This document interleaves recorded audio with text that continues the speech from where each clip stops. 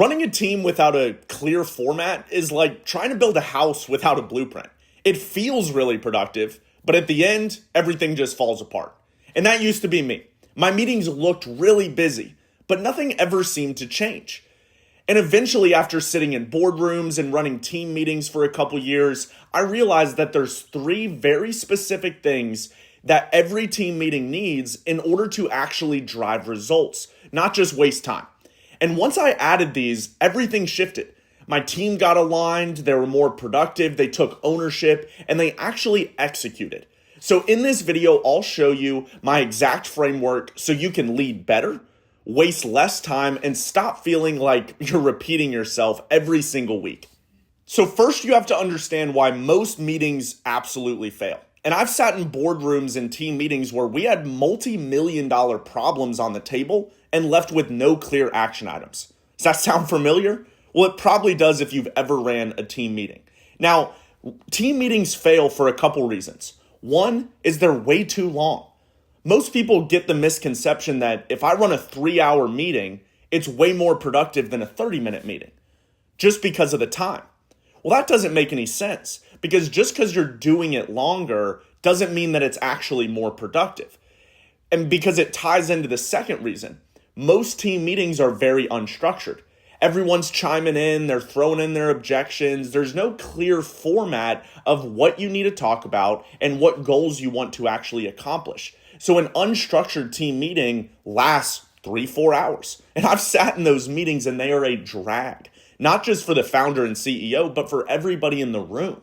Some people enjoy it, but those aren't usually the people that are getting the results. And number 3 is there's no clear outcomes.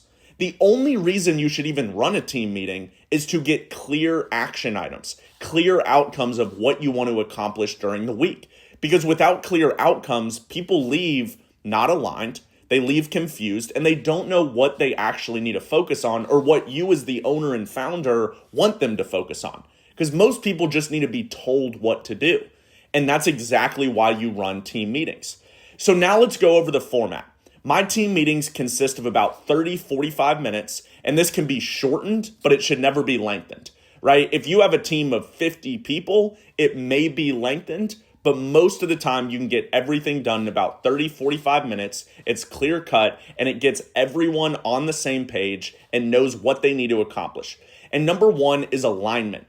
Alignment is such a key thing, and this falls on the shoulders of the founder and CEO. The role of a founder, the role of a CEO is to cast vision. You need to understand what's going on in the business in order to tell them where you want to go. I see way too many founders just delegate everything and expect their employees to see the vision of when they started the company. Well, that doesn't work.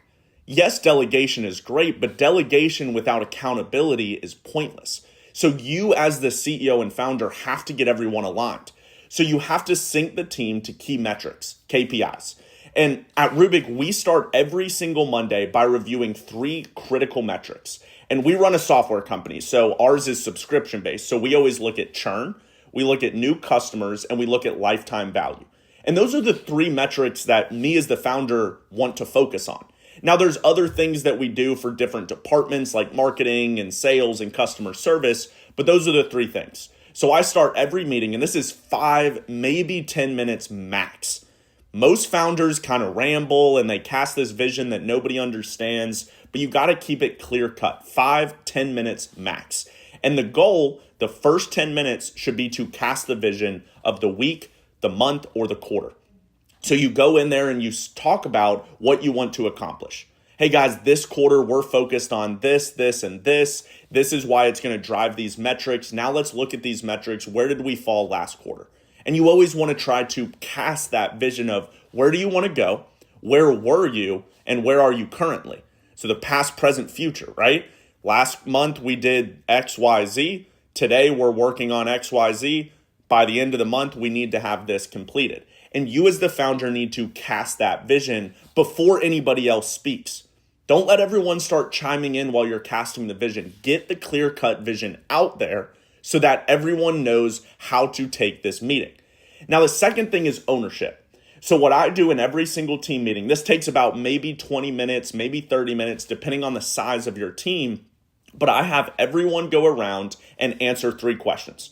So I'm sitting on there, or if it's a Zoom, you can just, call them out by name. And I say, okay, John, answer these 3 questions. What did you complete last week? And this is for our Monday meeting. So if it's at the end of the week, what did you complete this week? You get the gist. So what did you complete? The second one is what's blocking you? And the third one is what's next? So these are 3 very important questions that I have every single member on the team answer.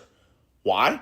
Because they need to understand, and I need to understand, what did you complete? What did you do this week? What's blocking you? Maybe there's another department that hasn't gotten back to you. Maybe it's not all your fault if you didn't complete something. And I want to know that. Everyone else wants to know that too. And in a team meeting, it gives you the chance to kind of put it all out on the table, right? Because if this department or this person's holding you back from accomplishing it, you want to get that out in the open. And number 3 is what's next. So what did I complete this week? I completed this task. It took me about this long. This is why it's working and fits inside the vision of what you just casted. What's blocking me is, I had some delays on responses from a customer, so they didn't get me back the assets in time. But what's next is I'm going to follow back up with them, make sure we get the assets and delegate it to the right departments. Each answer should take 2 to 3 minutes. And you go around and you ask every single person that answer. And they all should answer based on the tasks that were assigned in the last team meeting. So this it always reminds me of Julius Caesar's war councils, right? And I love history. If you've watched anything on this channel, you know that I talk about history. But everyone reported to him directly. There was no fluff. It was straight to action. And obviously, we don't know exactly what was said in those meetings, but there are depictions of sitting in a room, just like how you would have a team meeting, and everyone going around and telling them what happened. Oh, we conquered this territory, we did this. And it's very important to gain insight from that because it's very important on how you run your team meetings. Now, number 3, your execution plan.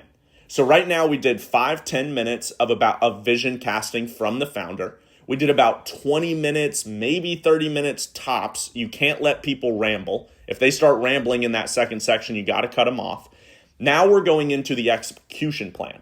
So you have to assign clear action items, owners, and deadlines. And it's very important you get all 3.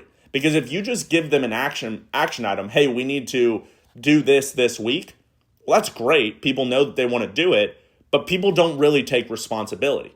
So you have to do action item, you have to assign it to an owner. Even if there's multiple people working on it, there has to be one singular owner, and deadlines.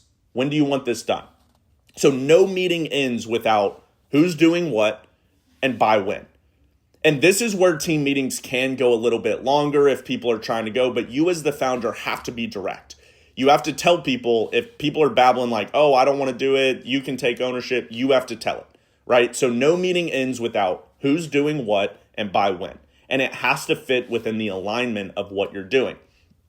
Ambiguity is where accountability goes to die, right? If everyone's bouncing around saying 10,000 things, there's nobody to be held accountable.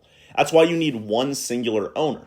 You can't assign it to a department, especially if there's 5-10 people in that department. You have to assign it to one person that takes accountability. That's where you start also building leaders.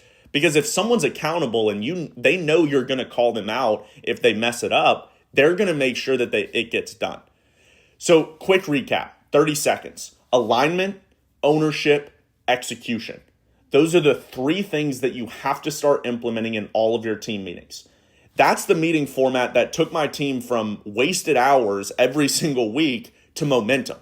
Simple, repeatable, and effective. That's how you have to be as an operator. Alignment, ownership, execution, simple, repeatable, effective. So if this changed how the way that you think about meetings, you're going to love some of the other breakdowns that we have on this channel. We talk about operator insights.